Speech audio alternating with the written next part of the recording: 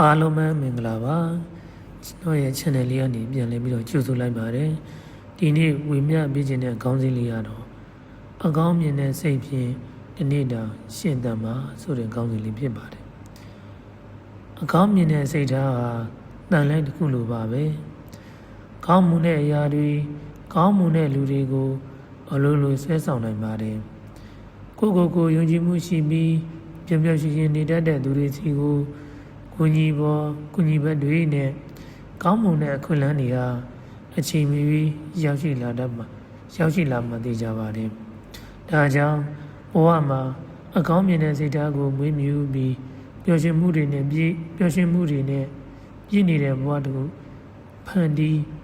နိုင်ကြအောင်ပါ။ဒီနေ့မှစရင်တာယာအေးချမ်းတဲ့နေ့တစ်လေးတစ်ခုဖြစ်နိုင်ပါစေလို့ဆုတောင်းပေးလိုက်ပါတယ်။